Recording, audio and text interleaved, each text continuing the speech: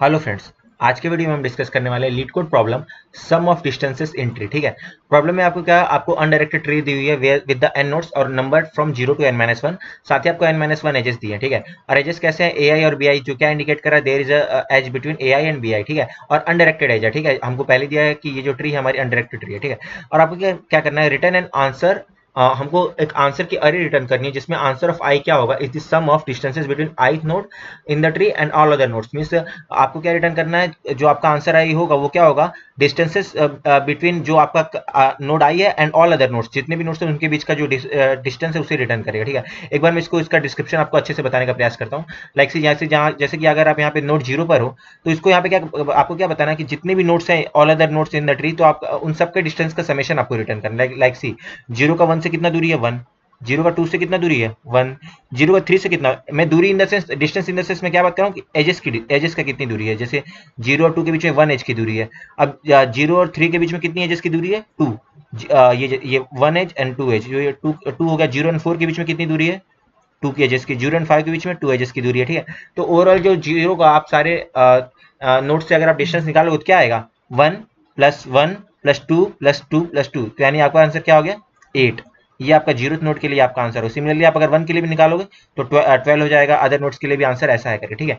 तो अब इसको डिस्कस करते हैं, इसका अप्रोच कैसे सॉल्व करें। ठीक है। फ्रेंड्स, जैसे मैंने आपको पहले ही बताया हुआ कि अगर कभी भी आपको किसी प्रॉब्लम को सॉल्व करना है, सबसे पहले आपके माइंड में उसकी ब्रूट फोर्स अप्रोच आनी चाहिए कि means how you are going to build up this solution first, because in the interview आप डायरेक्ट आपको ऑप्टिमाइज अप्रोच पे नहीं जाना है। आपको पहले सॉल्यूशन बिल्ड करना है, और बिल्ड करने के लिए आपको सबसे पहले ब्रूट फोर्स अप्रोच जरूर लिखनी आनी चाहिए। ठीक है। तो अब डिस्कस करते हैं इसका ब्रूट फोर्स अप्रोच कैसा हो सकता है। ठीक है। तो इसके ब्रूट फोर्स अप्रोच की बात करता हूं, तो अगर सिंपल सी अगर बात की जाए, अगर मैं किसी भी एक नोड को ले लूं और सारे के सारे ट्री को ट्रेवर्स कर लूं, तो सबका डिफरेंस आ जाएगा। पहले मैंने 0 को लिया, पूरी ट्री को ट्रेवर्स किया, 2 को लिया, फिर से मैंने पूरी ट्री को ट्रेवर्स कर लिया, 1 को लिया, फिर वापस से मैंने सारे ट्रीज को ट्रेवर्स कर लिया। और ट्री ट्रेवर्सल के लिए सबसे अच्छी टेक्निक क्या होती है, सबसे अच्छी टेक्निक होती है बीएफएस या फिर डीएफएस, आप उनमें से कुछ भी यूज कर सकते हो। ठीक है। तो हमने यहाँ पे डीएफएस का यूज किया, बीएफएस का हम लोगों ने यहाँ यूज किया। बीएफएस का यूज करने के लिए क्या करते हैं, हम क्यू लेते हैं। ठीक है। तो हमने क्या किया, हर नोड को लिया, जैसे हमने डिस्कस किया, सारे नोड को क्या लो, 0 टू लेके एन, सारे नोड को क्या करो, आप क्यू में पुश करो। ठीक है। और एक सम इक्वल टू क्या निकालो, सम ये आपका आंसर हो जो जो आपके सारे नोट्स का डिफरेंस को कंटेन कर रहा है। ठीक है। आपने विजिटेड वेक्टर ले लिया, और ये मतलब कि स्टैंडर्ड बीएफएस का कोड है। आपने पहले क्यू में एंटर किया, सारे एलिमेंट्स को ट्रेवर्स किया, और उनके जो भी चिल्ड्रंस थे उनको, अगर वो नहीं विजिटेड है तो आपने क्यू में पुश किया। साथ ही आप आपके आंसर में लेवल प्लस प्लस करते जा रहे हो। लाइक अगर 0 है तो 1 के लिए फर्स्ट लेवल पर है, 0 के लिए 1 एंड 2 फर्स्ट लेवल पर है, तो आप 1 + 1 ऐड करोगे। 0 के लिए 3 कितने, 3 4 5 सेकंड लेवल पे, इसलिए आप लेवल इंक्रीज करते जाओ करके, तो आपका answer I equal to some हो जाएगा। ठीक है। तो ये हो गया ब्रूट फोर्स अप्रोच। लेकिन मतलब क्या है इसमें, आप क्या कर रहे हो, बार बार आप एन स्क्वायर अप्रोच चला रहे हो। एक बार आप हर नोड को ले रहे हो और ऊपर से आप ट्रेवर्स कर रहे हो ना, तो जो आपकी कॉम्प्लेक्सिटी है वो एन स्क्वायर हो जाएगी। तो 3 × 10⁴ ऑब्वियस सी बात है, टाइम लिमिट एरर आ जाएगा। ठीक है। तो मीन हमको क्या करना है, हमें ऑप्टिमाइज सॉल्यूशन लिखने के लिए। ठीक है। ऑप्टिमाइज सॉल्यूशन के लिए हमें कुछ ना कुछ यहाँ पे क्या करना पड़ेगा, कुछ ना कुछ ऑब्जर्वेशंस करनी पड़ेगी। लाइक सी अगर यहाँ पे अगर हम देखा जाए तो अभी हम इसको डिस्कस करते हैं कि इसमें क्या क्या ऑब्जर्वेशन हम कर सकते हैं करके। Like see just a minute, ये पहले इसको मैं घटा देता हूँ। ठीक है। फ्रेंड्स, इसके इसमें देखते डिस्कस करते हैं कि आखिर क्या क्या अप्रोचेस हम लोग कर सकते हैं। ठीक है। इसको मैं इसको कट कर देते हैं। ठीक है। ये कुछ नहीं। ठीक है। लाइक सी अगर आप किसी पर्टिकुलर, हम नोड 2 को एग्जांपल लेते हैं। ठीक है। नोड 2 के लिए अगर आपको आंसर निकालना है तो आप क्या करोगे। ठीक है। अगर अगर अगर आप इतना मानो कि नोड 2 के ऊपर कोई ट्री नहीं है, आप सिर्फ अगर इतना ही, आप सिर्फ इतने स्ट्रक्चर को कंसीडर करो ना, इतनी ही ट्री को कंसीडर करो। ठीक है। तो अगर आपको नोड 2 के लिए आंसर निकालना है तो कैसे निकालोगे, ऑब्वियस सी बात है, जितने भी इसके चिल्ड्रन होंगे, ये इनके चिल्ड्रन जैसे 3 4 5, उनका सम ही मेरे लिए आंसर हो जाएगा। ठीक है। तो 2 के लिए क्या, चिल्ड्रन क्या है 3 4 5, तो मेरा आंसर क्या हो गया 3, क्योंकि इन सभी के लिए मेरी डिस्टेंस कितनी है 1 1 1, तो हमारा आंसर क्या हो गया 3। ठीक है। तो इतनी बात हमें क्या पता चली कि आपके आंसर में 3 आ गया। ठीक है। और अब अगर देखिए ये 3 हो गया। ठीक है। अब 0 पे अगर मैं चलूं, सिर्फ मुझे, हमें ऊपर का नहीं दिखना है, सिर्फ जो मेरे रिलेटेड ट्रीज है मुझे उन्हें डिस्कस करना है। तो 0 के लिए तो हमारे ऊपर तो कुछ है नहीं। जैसे कि अगर आप 2 पे थे तो आपने ऊपर वाले पार्ट को कंसीडर नहीं किया, सिर्फ 2 के नीचे जो सब ट्री थी उसी को आपने कंसीडर किया ना। अब 0 पे भी आते हैं। अब 0 पे भी अगर आएगा तो आप क्या करो, 0 के नीचे जो सब ट्री है सिर्फ उसी को कंसीडर करो, लेकिन इसमें तो पूरी पूरी ट्री आ जाएगी। ठीक है। तो 0 के लिए आंसर क्या होगा, देखिए 0 का आंसर क्या हो रहा है 1, 0 का 2 से दूरी कितनी है 1। ठीक है। और 0 का 3 4 5 से कितनी दूरी है 2, 2 प्लस 2 प्लस 2। ठीक है। तो मीन्स ये कितना हो गया 7। 0 के लिए अगर आप सिर्फ अगर इतना लोगे तो 7 आ गया, प्लस अगर आप 0 का 1 से निकालोगे तो इसके लिए 1 अलग से ऐड हो जाएगा। तो मीन्स 7 + 1 = 8। ठीक है। अब एक बात करते हैं, देखिए 0 के लिए आपने आंसर क्या निकाला 1 + 2 + 2, ठीक है। तो ये जो चीज है ना 1 + 2 + 2, इसको अगर हम लिखना चाहें ना तो इसको आप ऐसा लिख सकते हो 3 + 4, 3 + 4 = 7 होता है ना, अगर आपको सिर्फ इतने पार्ट को कंसीडर करना है, ठीक है। और देखिए कैसे हो रहा है, देखिए नोड नंबर 2 के लिए आंसर क्या निकाला था आपने, सिर्फ डाउन की सब ट्री के लिए 3 निकाला था ना, और उसमें अगर मैं 4 ऐड कर दूं तो 0 के लिए भी जो राइट सब ट्री है 0 के लिए, उसके लिए आपका आंसर आ जाएगा 3 + 4। कैसे आ रहा है, देखिए 2 के लिए आंसर क्या था 3 था, और देखो नोड नंबर 0 और नोड नंबर 2 के बीच में कितनी दूरी है, खाली एक दूरी है ना, हमारे 0 और 2 के बीच का डिस्टेंस कितना है 1, ये 1 डिस्टेंस है 0 और 2 के बीच में। तो देखिए 2 से जितनी भी नोड्स है, 2 के जितने भी चिल्ड्रन नोड्स है, उनके लिए क्या हम उनके लिए 0 नोड नंबर 0 की दूरी कितनी हो जाएगी 1 एक्स्ट्रा ऐड हो जाएगी ना, जैसे कि 2 का 3 से दूरी 1 था, तो 0 से कितनी दूरी हो जाएगी 2, क्योंकि आपको 0 और 2 के बीच में एक ही गैप है ना, एक डिस्टेंस है। तो 0 और 3 के बीच में कितना हो जाएगा 1 + 1 दैट इज 2, मींस 2 का अपने चिल्ड्रन से जितनी दूरी थी +1 कर दोगे तो 0 से 2 के चिल्ड्रन के बीच की दूरी आ जाएगी, ठीक है। तो 0 का 3 से दूरी 2, 0 का 4 से दूरी 4, सॉरी 2, 0 का 5 से दूरी कितना हो जाएगा 2, ठीक है। साथ ही तो इसलिए तो ऐसे करके तो आपको क्या आ जाएगा इसका आपको मतलब इसके चिल्ड्रन का आपको आंसर मिल जाएगा, ठीक है। और 0 का 2 से कितना डिस्टेंस है 1, तो देखिए सिंपल सी बात आपने क्या की, 2 के लिए आंसर कितना था 3 को आपने रख दिया, साथ ही जितनी भी 2 के सब ट्री में जितने भी नोट्स थे उसको आपने प्लस कर दिया 3 + 4 क्यों किया, क्योंकि देखिए 2 के जितने भी चिल्ड्रंस थे सबका जो डिस्टेंस है 2 से तो हमने ऑलरेडी कैलकुलेट कर रखा है 3 में, ठीक है, 3 में ऑलरेडी कैलकुलेट कर रखा है ना। तो अब उनमें अगर आप 1 1 1 ऐड कर दोगे इन तीनों चिल्ड्रंस के लिए, तो हमारा 0 से भी उनका डिस्टेंस आ जाएगा ना, प्लस 2 से भी हमारा डिस्टेंस 1 है, इसीलिए हमने 4 ऐड किया, 3 4 5 के लिए 1 1 ऐड किया, और 2 के लिए भी हमने 1 ऐड किया। और हमने 3 4 5 के लिए 1 1 क्यों ऐड किया, क्योंकि 2 में हमने ऑलरेडी 3 4 5 के लिए ऐड कर चुके थे, इसलिए हम आंसर क्या कर रहे हैं ना, 0 के लिए आप आंसर निकाल रहे हो ना, तो 0 के लिए आप आंसर 2 के रिस्पेक्ट में निकाल रहे हो, ठीक है। और 2 के रिस्पेक्ट में 3 4 5 का आंसर 1 1 ऑलरेडी ऐड हो चुका है, इसलिए हमने यहाँ पे 3 4 5 के लिए 1 1 1 ही ऐड किया, एंड 0 एंड 2 के बीच में भी 1 डिस्टेंस है, इसलिए आपने 1 ऐड किया, इसलिए हमने क्या किया 3 + 4 रख दिया, 3 + 4। तो 3 + 4 का क्या सिग्निफिकेंस है, 3 is the answer with respect to 2, 3 is the answer with respect to what 2, and जो 4 है is the count of nodes in the subtree of 2, तो ये क्या हो गया 4, ठीक है। ये क्या है 3 क्या है answer with respect to 2, and 4 is the count of nodes in the subtree of 2, ठीक है। तो इसके लिए आप 3 + 4 लिख सकते हो, ठीक है। सिमिलरली अगर आप ये देखिए 1 के लिए आपका आंसर क्या होगा 0, 1 के लिए आप मीन्स 1 के नीचे तो कोई चिल्ड्रन है ही नहीं, तो 1 के लिए अगर आप आंसर निकालना चाहोगे तो यहाँ से 0 ही होता है, ठीक है। तो अगर 0 है जो हमारा 0 पर्टिकुलर नोड है, इसको हमें अगर 1 के रिस्पेक्ट में अगर आपका आंसर निकालना क्या हो जाएगा 0 + 1। तो मीन्स आप क्या कर सकते हो ना, किसी भी नोड के लिए अगर आप किसी पर्टिकुलर नोड x पर हो, ठीक है, तो अगर आपको ये नोड नंबर x है, ठीक है, ये नोड नंबर x है, और अगर आपको उसके जो चिल्ड्रन जो सब ट्री है इसका अगर आपको आंसर पता है, सपोज ये जो चिल्ड्रन सब ट्री है इसका आंसर क्या है y, तो आप नोड नंबर x जो है ये हमारा x नोड है, इसके लिए आप आंसर क्या लिख सकते हो पता है, इसके लिए आप आंसर लिख सकते हो y plus count of nodes in the subtree of child. तो ऐसा आप लिख सकते हो अगर आपको सिर्फ डाउनवर्ड आंसर लेना है, ठीक है। यहाँ पे अभी भी हमने ऊपर में जो है उसका हम डिस्कस नहीं कर रहे हैं, खाली सब ट्री के अंडर में जो चीजें उसको हम डिस्कस कर रहे हैं, ठीक है। जो अभी मैं जो बात कर रहा हूँ उसको हम पर्टिकुलर ट्री के माध्यम से अगर हम डिस्कस करें ज्यादा अच्छा लगेगा, ठीक है। अभी देखिए सबसे पहले क्या है, हम बॉटम से चलना स्टार्ट करते हैं, ठीक है। मैं आपको क्या बताने वाला कि हमारी जो लेफ्ट में वैल्यू होगी ये क्या ये डिनोट करेगी काउंट, और जो राइट में जो वैल्यू होगी वो डिनोट करेगी answer with respect to particular node in its subtree only, ठीक है। अब जो मैं बात कर रहा हूँ उसको हम कहते हैं, ठीक है, हम इसको ब्लू से लिखते हैं, ठीक है। 3 जो नोड है इसके सब ट्री का काउंट कितना है 1, 4 है, 4 के सब ट्री काउंट कितना है 1, क्योंकि इसके नीचे कोई है ही नहीं, 4 अकेला ही नोड है।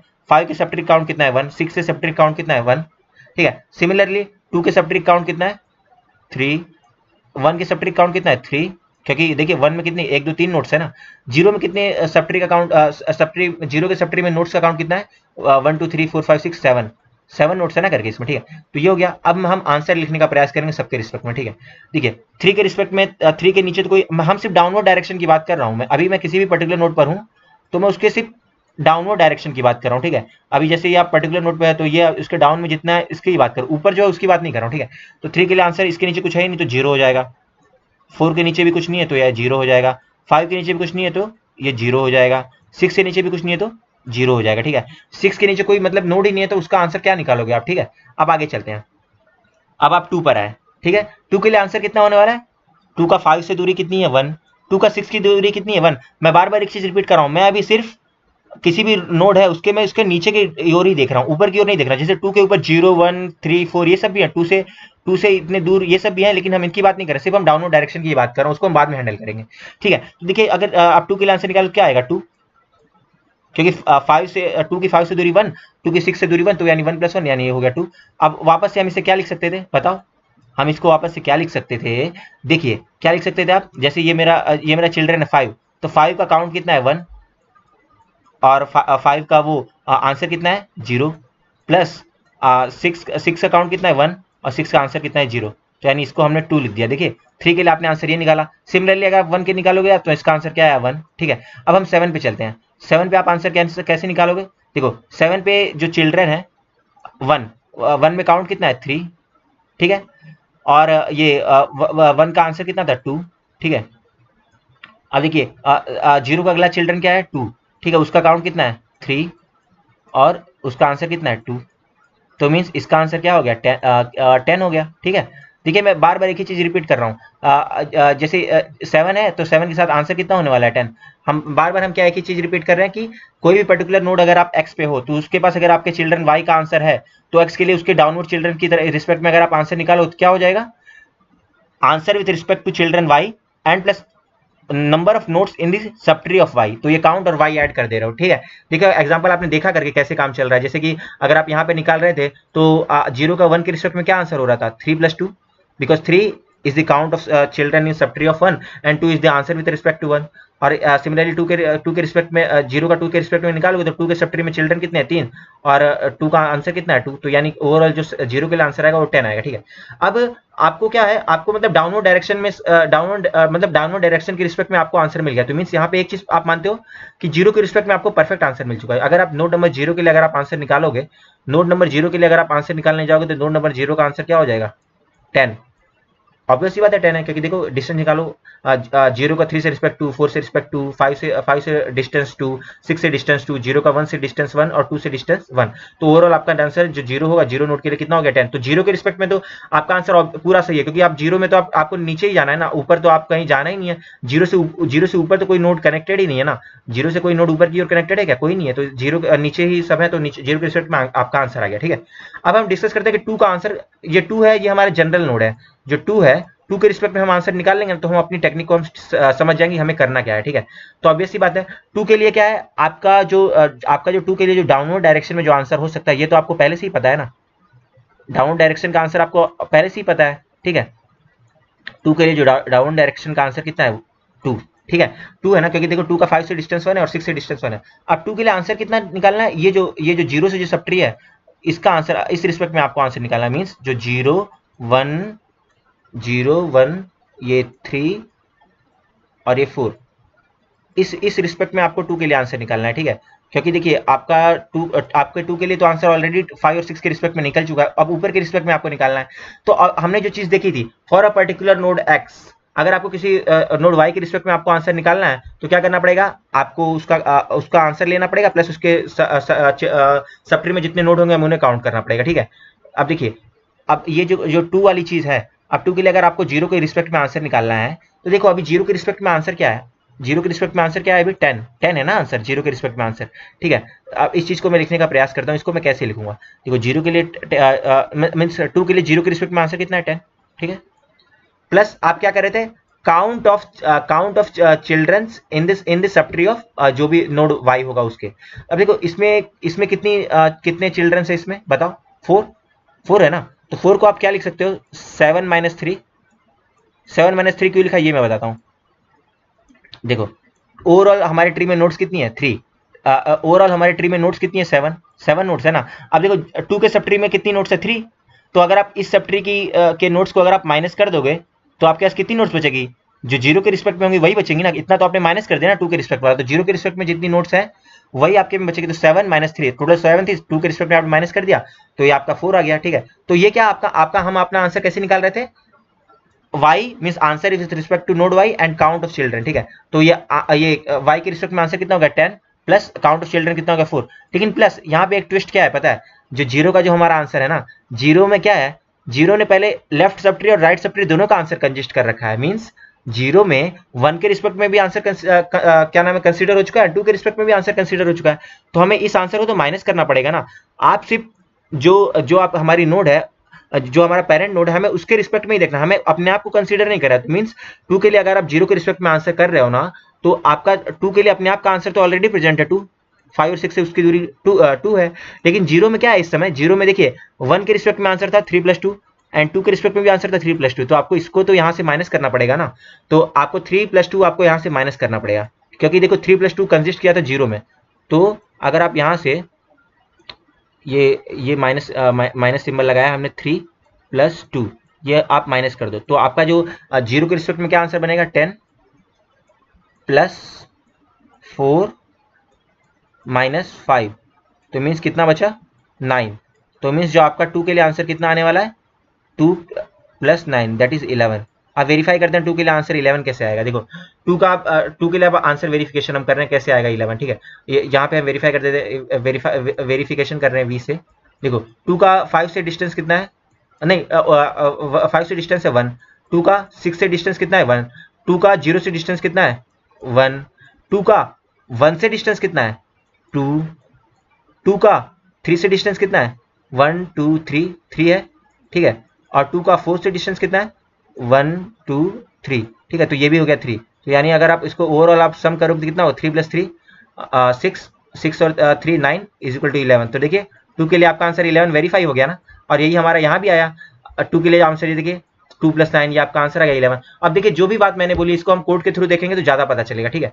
ये रहा, सबसे पहले आप क्या करोगे, सबसे पहले आप क्या करोगे ना, एक डीएफएस फंक्शन कह लेंगे, किस लिए, to calculate the child count and answer with respect to child, ठीक है। Child count and answer with respect to child, ठीक है। ये चीज हमने कैसे करी थी यहाँ पे, देख लेते हैं करके, ये चीज हमने कैसे करी थी, जस्ट अ मिनट, ये रहा, ठीक है। जो मतलब मैं जो भी बातें आपको बताऊंगा ये मैं सिर्फ कोड के थ्रू ही आपको, कोड एंड एक्सप्लेनेशन दोनों के थ्रू बताऊंगा, ठीक है। वापस से एक क्लियर इमेज में देखते हैं इसको, ठीक है। ये देखिए ये नोड है। सबसे पहले आप क्या करोगे, count with respect to children आप लिख लेने वाले हो, ठीक है। Count with respect to children करोगे तो यहाँ पे क्या आपने क्या लिखा था 3 के लिए, देखिए 3 के लिए क्या लिखा था आपने, यहाँ पे सॉरी 5 6 के लिए आपने क्या लिखा था 1 0 1 0, की काउंट कितना है 1 और आंसर कितना है 0, ठीक है। तो यहीं पे यहाँ पे हम यही चीज कर रहे हैं, ठीक है। आपने जो डीएफएस फंक्शन कॉल किया ना, सबसे पहले आप डीएफएस कर रहे हो, क्यों, to calculate the child count with respect to children.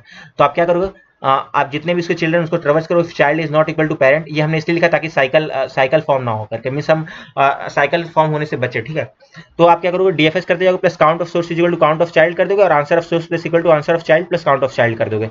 ये जो हम कर रहे थे, किसी भी नोड के लिए उसका आंसर क्या होगा चाइल्ड के रिस्पेक्ट में, answer of child plus count of child. See देखिए यहाँ पे क्या था, जो हमने जो डीएफएस फंक्शन लिखा हुआ है ना, तो उसमें सबसे पहले जो 3 के लिए काउंट कितना है 1 और 3 के लिए आंसर कितना है 0, 4 के लिए काउंट कितना है 1 आंसर है 0, और 5 के लिए काउंट कितना है 1 और आंसर है 0, ठीक है। तो 2 के लिए आंसर कितना हो जाएगा, answer with respect to children plus count of children, ठीक है। तो answer with respect to children क्या है, अभी इन सब का आंसर तो अभी 0 ही है, 0 ही है ना। तो यानी 0 + 0 + 0, तो answer with respect to children हो गया, और प्लस काउंट ऑफ चिल्ड्रन कितना है 3। तो 2 के लिए आपका आंसर कितना हो जाएगा 3, ठीक है। तो ये जो 2 है, 2 के लिए आपका आंसर कितना हो जाएगा, काउंट तो 2 के लिए होगा 4, because 4 are the children in the subtree of 2 and 4 is the count हो गया, और आंसर कितना हो जाएगा नोड नंबर 2 के लिए 3 इसका आंसर हो जाएगा, ठीक है। तो यही चीज हम यहाँ पे लिख रहे हैं, आप इस चीज को जरूर कॉपी पेन पे बनाइएगा तो बहुत बढ़िया अंडरस्टैंडिंग होगी करिए। Count of source plus equal to, आप मतलब हर सोर्स में उसके चिल्ड्रन का भी काउंट ऐड कर दोगे, ठीक है। कोई भी नोड है 2 में कितने चिल्ड्रन होंगे, तो उसके चिल्ड्रन का काउंट ऐड कर दो। 0 में कितने चिल्ड्रन होंगे, उसके चिल्ड्रन का काउंट ऐड करो, तो चिल्ड्रन कितने हैं 0 में, चिल्ड्रन 2 का काउंट कितना है 4, चिल्ड्रन 1 का काउंट कितना है 1, और प्लस 1 खुद हो गया, तो मीन्स कितने हो जाएंगे 0 के सब ट्री में कितने चाइल्ड हो जाएंगे 6। तो इस प्रकार से ये इसका आंसर आएगा। अब क्या हुआ, आपने क्या डाउनवर्ड डायरेक्शन में आपका आंसर कैलकुलेट कर लिया, ठीक है, जैसे हम यहाँ पे कर रहे थे, डाउनवर्ड डायरेक्शन 2 के रिस्पेक्ट में आपने आंसर कैलकुलेट कर दिया। अब आपको क्या अपवर्ड डायरेक्शन में, अपवर्ड जो सब ट्री लिंक है आपको उसके रिस्पेक्ट में आंसर कैलकुलेट करना है। ये हमने जो ये चीज की थी, इसके लिए आप क्या करने वाले हो, फिर से आप एक नया डीएफएस चलाने वाले, to calculate answer with respect to parent.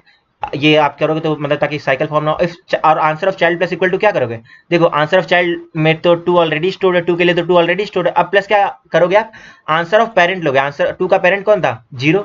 Answer of parent लिया आपने, ठीक है, आंसर ऑफ पेरेंट लिया। साइज में क्या है, साइज में आपने टोटल नंबर ऑफ नोट्स आपने स्टोर कर रखा है। देखिए ये रहा आपका साइज, साइज में आपने total number of notes, total number notes कितने हैं, n।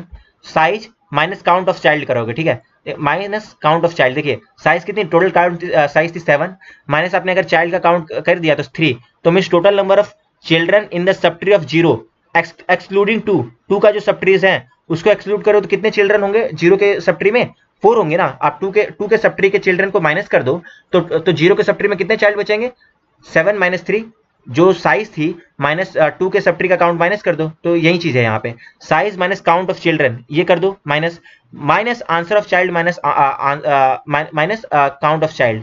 ये जो हमने ये चीज लिखी थी -3, ये जो आपने लिखा है यहाँ, ये आपने क्या लिखा है, ये चीज आपकी क्या लिखी हुई है, क्या लिखी हुई है, -3 -2, मीन्स ये क्या लिखा है, -3 -2। -3 -2 क्यों, क्योंकि 0 में 0 का जो आंसर है उसमें अभी 2 का भी पार्ट तो आपने कंसीडर करा हुआ था। 0 का आंसर कैसे बना था, 1 के आंसर से और 2 के आंसर को कंबाइन करके 0 का आंसर बना था। लेकिन 2 का आंसर आपने ऑलरेडी जानते हो, जैसे मैं पर्टिकुलर नोट 2 पे हूं तो नीचे का आंसर तो मैं ऑलरेडी जानता हूं ना भाई, इसलिए मुझे इसके जो 0 में जो 2 के कंट्रीब्यूशन की वजह से जो आंसर था उसे मुझे माइनस करना पड़ेगा। तो और किसी भी नोट के कंट्रीब्यूशन की वजह से आंसर क्या होता है हमारा, count of children in that note and answer of that particular note. तो ठीक है, तो आप उसको माइनस कर दो, answer of children minus count of children, तो क्या हो जाएगा आपका आंसर ऐसे बिल्ड हो जाएगा करके, और डीएफएस को आप बार बार रिकर कर लो, ठीक है। तो इस अप्रोच में आपकी कॉम्प्लेक्सिटी ओ ऑफ एन ही होने वाली, क्योंकि डीएफएस की कॉम्प्लेक्सिटी तो होती है ओ ऑफ वी प्लस ई। तो ओ ऑफ वी प्लस ई, तो आपका इसमें इस अप्रोच में जो आपकी कॉम्प्लेक्सिटी है वो क्या होने वाली, ओ ऑफ वी प्लस ई। और ये डीएफएस की कॉम्प्लेक्सिटी यही होती है, ओ ऑफ वी प्लस ई। तो ये मिस ऑलमोस्ट मिस ये लीनियर अप्रोच है करके, तो आपके सारे टेस्ट केसेस पास हो जाएंगे। तो फ्रेंड्स मैं आशा करता हूँ आपको ये प्रॉब्लम एंड इसका एक्सप्लेनेशन एंड सॉल्यूशन दोनों समझ में आ रहा होगा। पहले हमने ब्रूट फोर्स डिस्कस किया, प्लस हमने ऑप्टिमाइज अप्रोच डिस्कस किया। फिर भी अगर आपको कोई दिक्कत रह जा रही है, कोई डाउट रह जा रहा है, तो आप मुझसे कमेंट सेक्शन में पूछ सकते हैं, मैं उसको और आसानी से आपको बताने का प्रयास करूंगा। साथ ही आप लोग के लिए DSA and placement related topics को आसान भाषा में लाना मेरा गोल है। अगर आपको मेरा वर्क पसंद आ रहा है तो आप प्लीज इस वीडियो को लाइक कीजिए, चैनल को सब्सक्राइब कीजिए, साथ ही आपके जो फ्रेंड्स है उसके साथ आपसे शेयर कीजिए। अगर मेरे लिए कोई सजेशन है तो आपका मोस्ट वेलकम है। साथ ही अगर आपको कोई और टॉपिक्स पे वीडियो चाहिए तो आप मुझे जरूर बताइए करके। फ्रेंड्स इस वीडियो को देखने के लिए बहुत बहुत थैंक यू, जल्दी मिलते हैं अगले वीडियो में। Till then take care, bye bye, thank you friends.